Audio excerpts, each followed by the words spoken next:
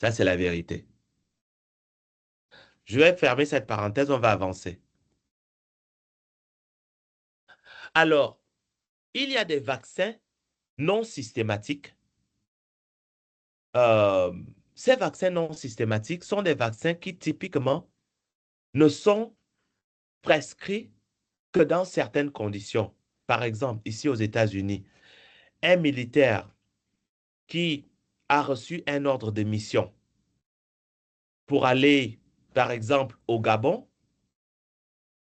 avant de prendre l'avion, ce militaire-là doit d'abord prendre un certain nombre de vaccins.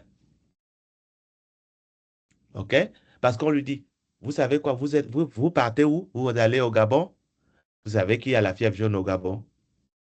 OK, on va d'abord vous donner le vaccin contre la fièvre jaune avant de voyager. Alors que le gars n'a jamais reçu de vaccin contre la fièvre jaune avant. OK? Parce que ce n'est pas un vaccin systématique ici aux États-Unis.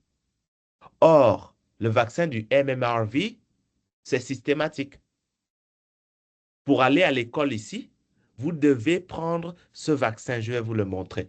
Ce vaccin, mon fils qui a 9 ans ne peut pas aller à l'école ici en Amérique s'il n'a pas reçu ce vaccin MMRV. OK? Donc, on regarde le carnet de vaccination de l'enfant. Seulement, quand le carnet de vaccination est bon, on vous permet de venir en classe. Sinon, vous restez à la maison. C'est comme ça.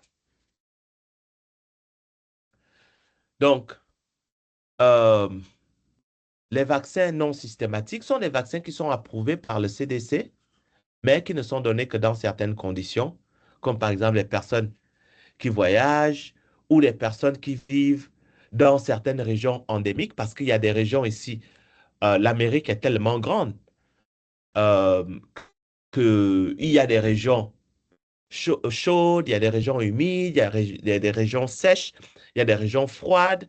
C'est vraiment très varié. Donc, il y a des poches, des endroits où il y a certaines affections endémiques. Et là, ces personnes-là doivent recevoir des vaccins contre ces affections-là.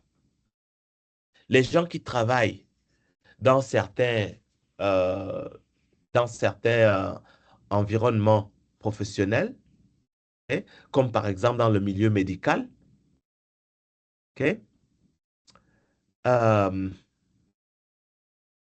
il y a aussi la vaccination en anneau. Alors, c'est quoi la vaccination en anneau? La vaccination en anneau, c'est une vaccination qu'on va mettre en place parce qu'il y a eu une épidémie à un certain endroit. Par exemple, je vais vous prendre un exemple. Ici, dans la région de Floride, il y a eu euh, des cas de Zika virus pendant un certain temps dans la région de Floride. Et bon, c'est vrai qu'il n'y a pas de traitement contre le Zika, mais il y a des efforts consentis au niveau de la vaccination. Et donc, du coup, il y a eu des batteries, en fait, d'essais de vaccins pour faire reculer le Zika.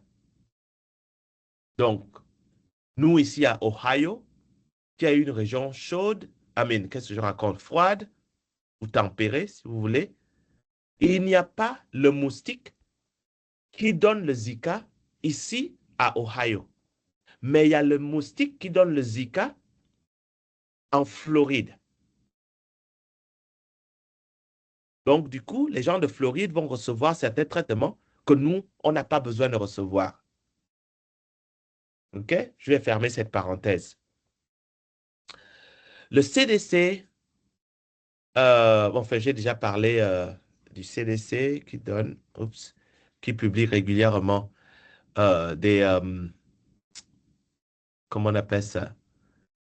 Euh, des- un programme de vaccination. OK?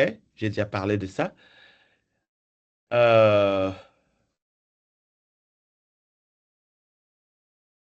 Maintenant, nous allons parler de la campagne qui a été menée contre la polio. Donc, l'élimination de la polio. Question, qu'est-ce que vous savez de la polio?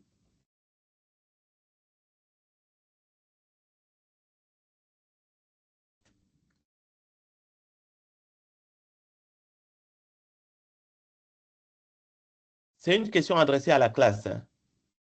Qu'est-ce que vous savez de la polio?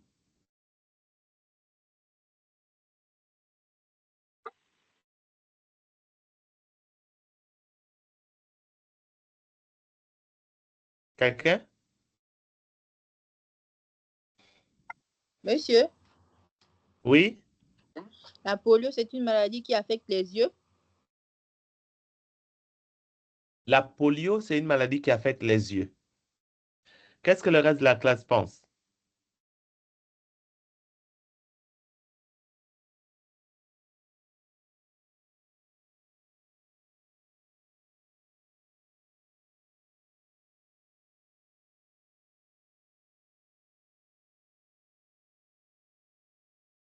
Une autre personne?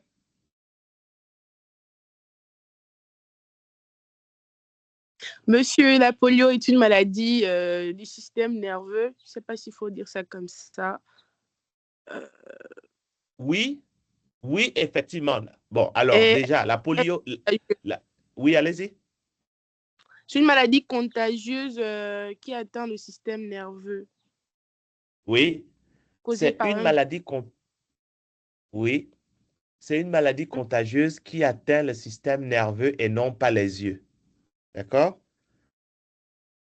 C'est une maladie qui atteint le système nerveux et qui peut pas, oui, qui peut causer une paralysie des membres inférieurs ou même, euh, du tronc et notamment au niveau respiratoire. D'accord? Les muscles qui sont au au niveau de la poitrine. Vous savez que pour respirer, vous avez besoin de l'activité musculaire. OK? Il y a les muscles qu'on appelle les intercostal muscles. OK? Les muscles qui sont entre les côtes. Vous avez le diaphragme. Ces muscles-là, les intercostal muscles, et puis le diaphragme, jouent un rôle très important dans la respiration. Alors, la poliomyélite peut en fait causer une paralysie de ces muscles-là. Et s'il y a une paralysie de ces muscles-là, eh bien, la personne ne peut plus bouger ses muscles, ce qui est un problème.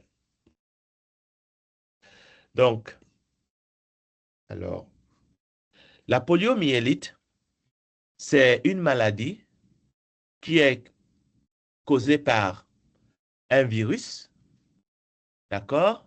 Ce virus se répand par la matière fécale. Vous avez une personne infectée ici, d'accord? Qui va utiliser les toilettes et la matière fécale ici va contenir énormément de virus. Donc, si la matière fécale contient le virus, ça veut dire que le virus se trouve normalement où dans le corps?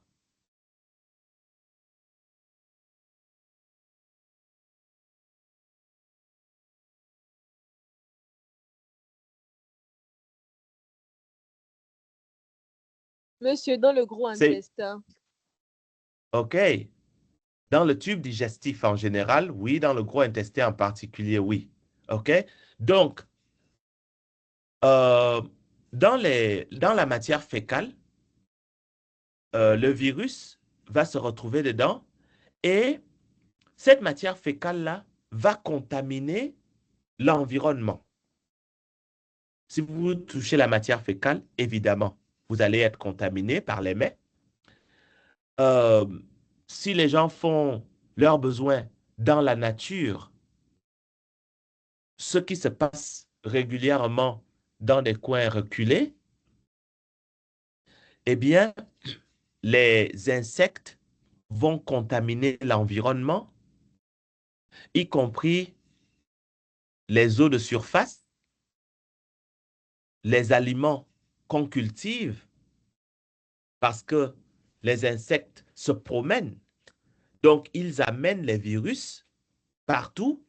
Donc du coup, ces virus-là peuvent se retrouver dans nos aliments.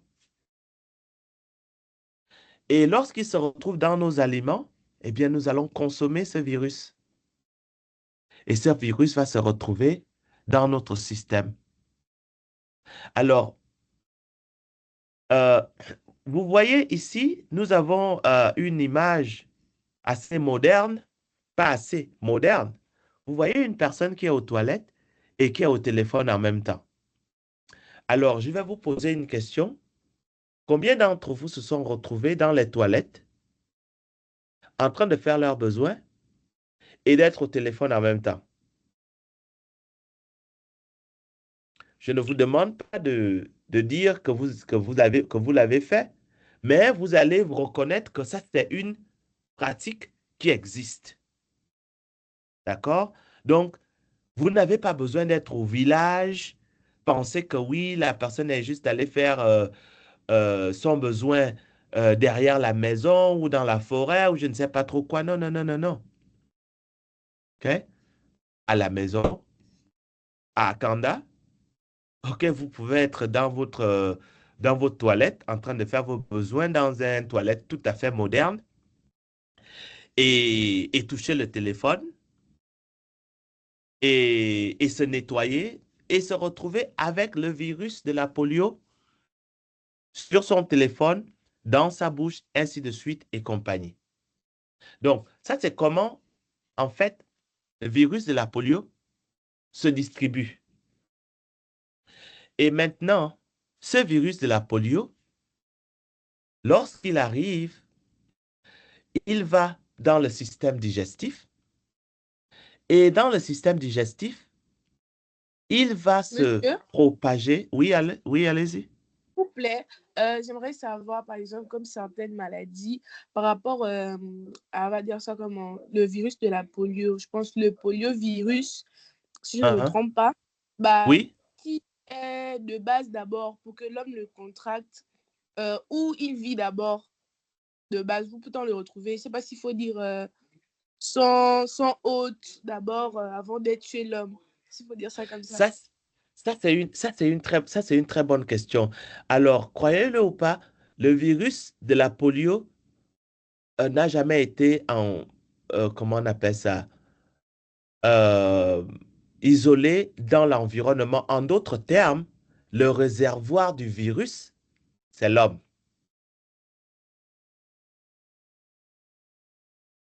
OK? Ça, c'est ce que vous devez retenir. Le réservoir du virus, c'est l'homme. OK? C'est pas un hôte externe euh, qui n'est pas un être humain. OK? Maintenant, bon, on peut aussi dire que oui, mais monsieur, peut-être qu'on n'a pas encore fait assez de recherches au niveau des animaux et des plantes pour savoir si le virus n'est pas présent dans certains animaux ou dans certaines plantes, on ne sait pas. Ou du moins, je ne sais pas. Mais ce que je sais et ce qui est documenté, c'est que le réservoir du virus de la polio, c'est l'être humain. On dira la même chose de la tuberculose. On ne connaît pas de Mycobacterium tuberculosis ailleurs que chez les humains, même si il y a un Mycobacterium bovis qu'on retrouve dans les bovins, mais ce n'est pas le même organisme. Ça, c'est juste pour vous donner un parallèle, quoi. Ça répond à votre question? Oui, monsieur. Donc, en gros, je sais pas s'il faut un peu comprendre tout ça, on peut se dire que, bah, on va dire, c'est comme si, vu que pour l'instant, on ne sait pas si ce sont des éléments extérieurs, ça peut être, on va dire quoi, des mutations des micro-organismes déjà en nous. Et après, c'est les vaccinations qui font en sorte qu'ils ne puissent pas être un danger pour l'homme. Ou bien. Oui, oui, mais on ne va pas dire que nécessairement que ce sont des mutations en nous. Alors, par rapport à la question initiale que vous avez posée, d'accord? On va simplement dire que le réservoir du virus, c'est l'être humain. Maintenant, est-ce que c'est parce que le réservoir du virus est l'être humain que nous l'avons tous? La réponse, c'est non. OK? Mais il peut se propager entre nous et on ne sait pas l'isoler de l'environnement. Parce que ça, c'est le concept. OK? Ça, c'est le concept euh, d'épidémiologie. C'est que il est présent dans l'être humain, mais il n'est pas, par exemple, présent dans l'eau sans que cette eau-là n'ait été contaminée par l'être humain. D'accord? D'accord, monsieur. Mhm. Donc, lorsque le virus se retrouve dans l'être humain par voie buccale, il peut à ce moment-là rentrer, se propager dans le sang et à partir du sang, ça va aller dans les méninges. Les méninges sont des layers, euh, des couches. Ce sont des couches qui recouvrent le, le système nerveux. Donc, le cerveau, il est couvert par des couches de tissus. La colonne vertébrale, euh, comment on appelle ça? Le spinal cord.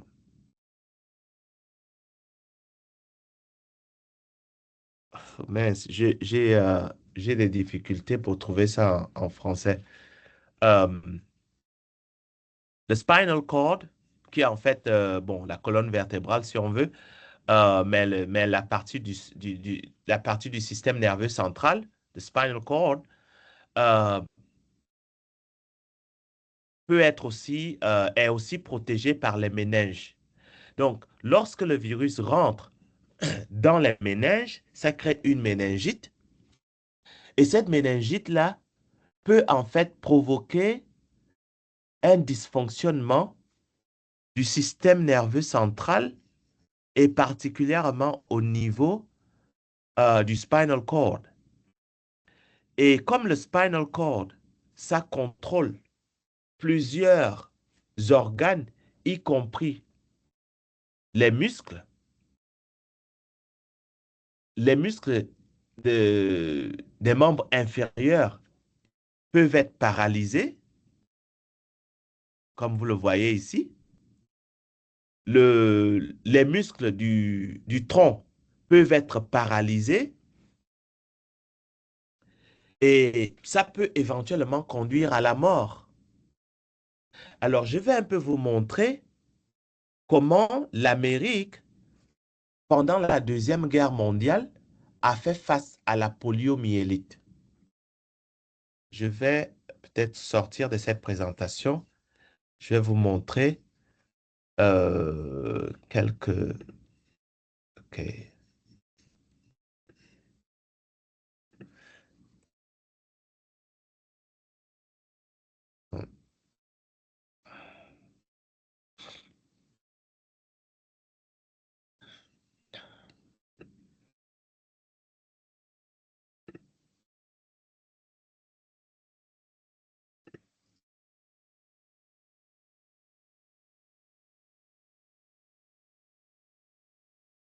Alors, je vais prendre cette photo ici.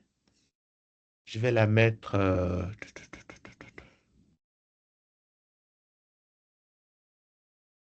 je vais la mettre dans la présentation PowerPoint ici.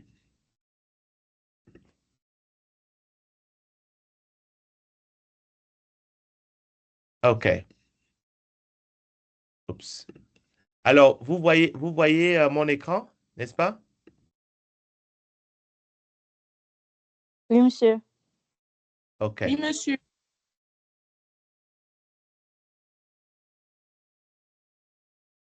Vous savez, certains pays ont certains problèmes et ils les traitent d'une certaine manière. D'autres pays ont les mêmes problèmes et ils les traitent d'une autre manière. Alors, je vais peut-être revenir ici et je vais enlever US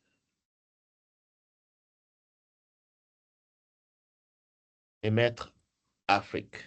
OK. Alors, vous voyez,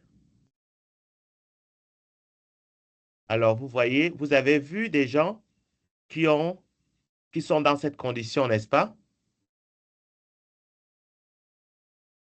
Oui, monsieur. Oui, vous avez vu des gens Monsieur, qui sont dans cette condition. Euh, bon, évidemment, il n'y a pas qu'en Afrique, hein, mais vous êtes au Gabon, donc je vous montre des choses qui se passent chez nous. D'accord? Donc, vous avez vu des gens qui sont dans cette condition, d'accord? Qui utilisent des béquilles. OK? Certains utilisent des chaises roulantes. Alors, je vais revenir à la présentation. Oups, what did I do? Je vais revenir à la présentation ici.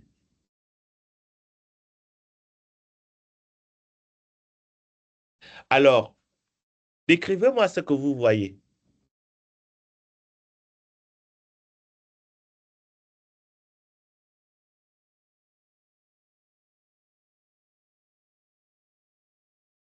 Qu'est-ce que vous voyez? Monsieur, Oui? monsieur, excusez-nous, on a des petits soucis de connexion, ce qui fait qu'on perçoit un peu en retard les images que vous projetez, mais on voudrait savoir si vous êtes toujours à la page de Google, là, Oh, non, non, non. Non, je où vous suis avez changé le maintenant. diapo. Non, je suis maintenant au niveau. Euh, Je suis, je suis maintenant au niveau de la présentation PowerPoint. Monsieur, on peut dire que Ah, d'accord. On n'a pas encore perçu cette... euh,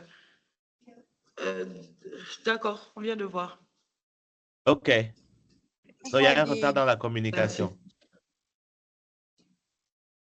monsieur, on peut voir des patients dans des capsules. Voilà. Mhm. Très bonne description. Qui vient de dire ça? Sur Idan Zamba. Très bien. Merci. Merci, Sheridan. Donc, vous voyez des patients dans des capsules. Alors, ces capsules-là ont été qualifiées comme étant euh, un poumon de métal. Un poumon de métal. Donc, vous voyez le patient, vous ne voyez que la tête du patient. D'accord? Et il y en a combien? Il n'y en a pas un. Il n'y en a pas deux. Il n'y en a pas trois. Il y en a énormément. Et ça, c'est juste dans un des hôpitaux, dans une des salles. Et là, vous n'avez pas tous les cas. D'accord? Alors, le cas le plus prominent, c'est peut-être le cas de, comment, FDR. Let me see.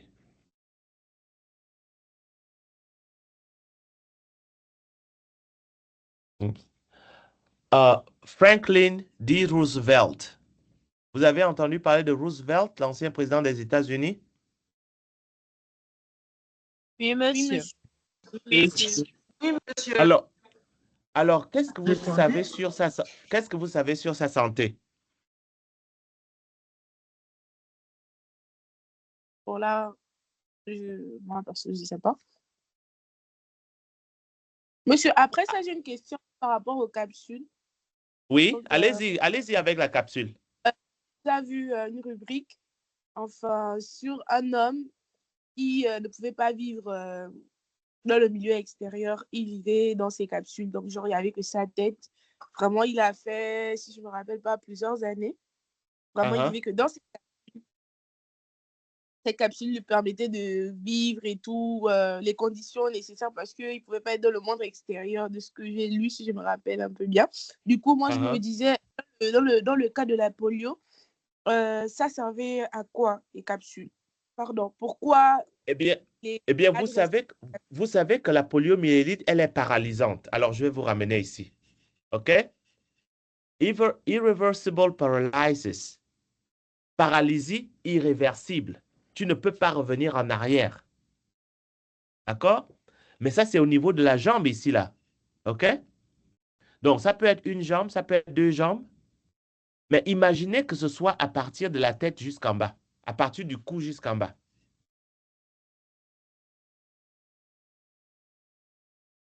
Imaginez un scénario que l'individu là, c'est pas seulement la tête c'est pas seulement la jambe qui est paralysée, mais c'est à partir du cou jusqu'en bas du corps. Eh bien, c'est ce qui se passe avec tout ce monde que vous voyez là. C'est que ces gens-là ne sont pas capables de respirer.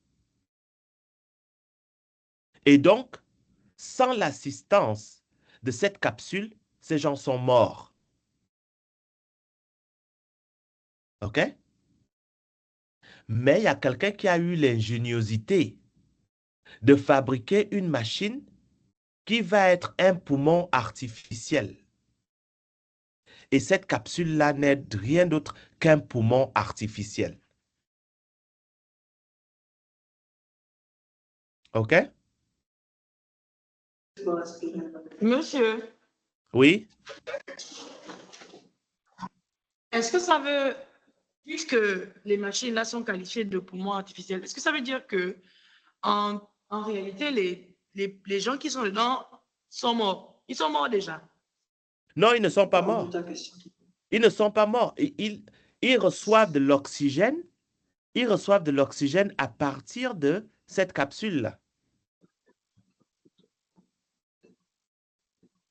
Donc, c'est comme si vous étiez paralysé, seulement la tête est active, mais tout le reste du corps est inactif.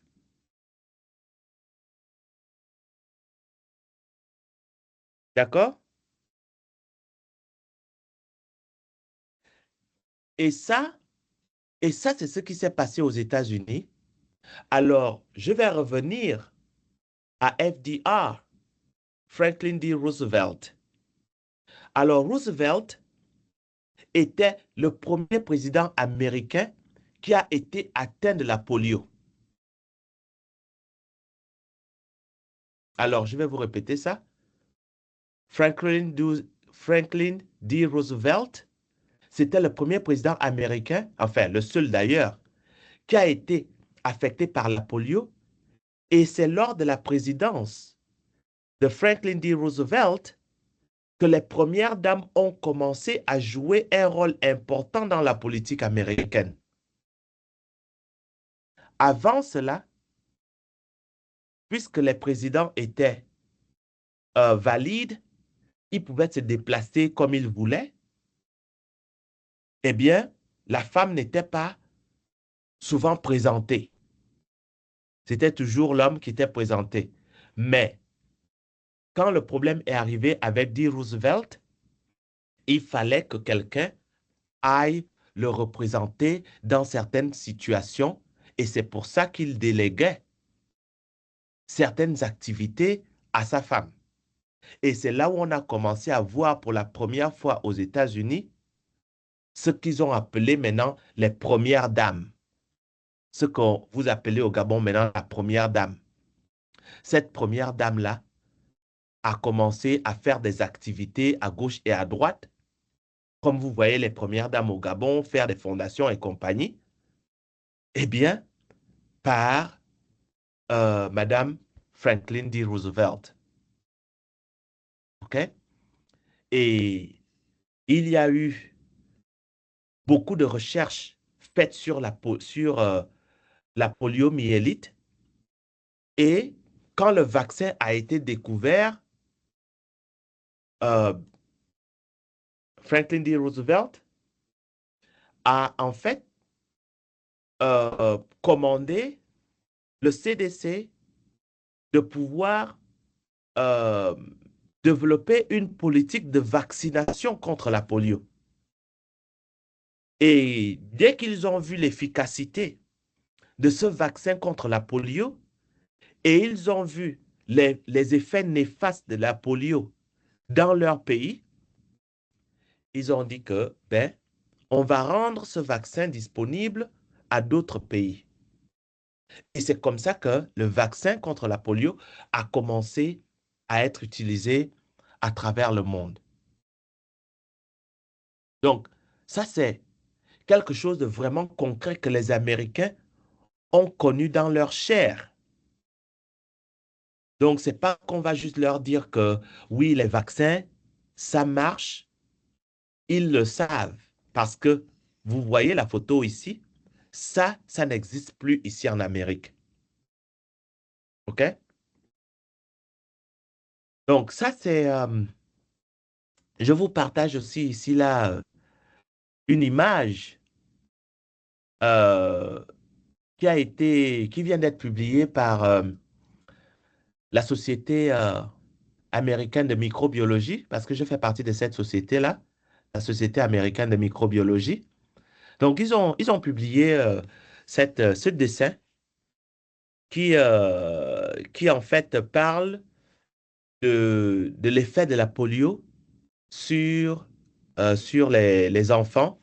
Et vous voyez euh, cette espèce d'ombre qui représente la polio et qui tient les jambes d'un enfant. Et donc, du coup, l'enfant ne peut pas marcher.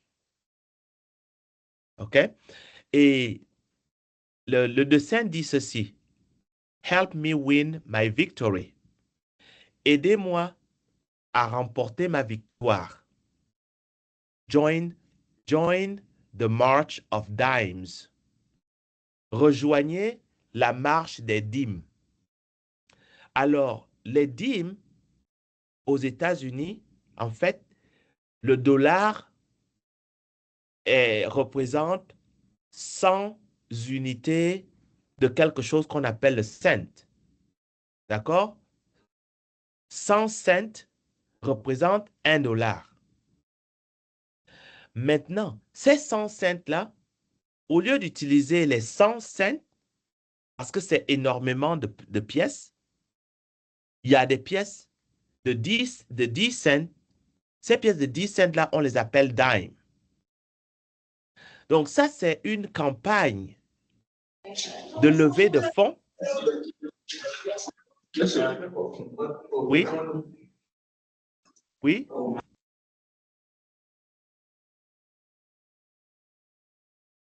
Vous avez une question?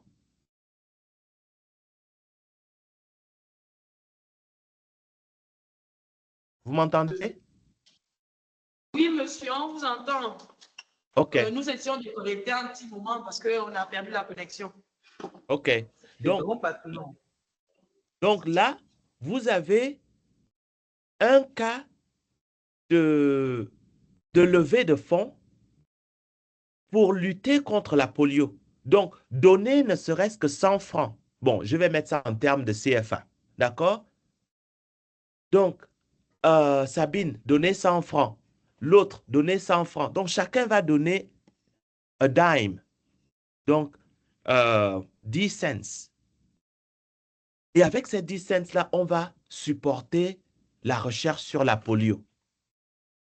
C'est comme ça que les autres sont arrivés à produire des vaccins, pas seulement développer les équipements comme ceux-ci, d'accord, mais réellement développer des vaccins. Et c'est comme ça que, eh bien, on obtient le vaccin contre la polio et maintenant ça se répand à travers le monde. Mais après avoir dit tout ceci, la question est de savoir, nous aussi nous avons le même problème, n'est-ce pas? Vous connaissez des gens avec la polio ou vous avez connu des gens avec la polio. Aujourd'hui, on parle de polio. Bon, on va parler du palu. On va parler du palu. On va parler d'autres maladies. La question est de savoir, lorsque nous faisons face à ces maladies-là, à quel moment nous occupons-nous de nos affaires? En d'autres termes, oui, nous avons des problèmes de polio. Qu'est-ce que nous faisons pour résoudre ces problèmes de polio? C'est une question que je vous pose à vous, jeune génération. Qu'est-ce que vous faites? Parce que les autres sont dans la marche de la dîme. OK? Joignez la marche de la dîme, rejoignez la marche de la dîme. OK? En d'autres termes, est-ce que nous, on va se dire que, bon, nous, on est en biotech et biomed, nous, on veut adresser un problème particulier. Commençons d'abord par faire un peu de recherche sur ce problème-là. Et puis, on va essayer de proposer des solutions. Peut-être que résoudre ce problème-là nécessite un soutien financier, mais où est-ce qu'on trouve le soutien financier? Comment ça se passe? Ou est-ce qu'on va se dire, le ministère de la Santé n'a pas donné, on va encore faire comment? On reste comme ça. Ça, c'est juste une question que je vous pose.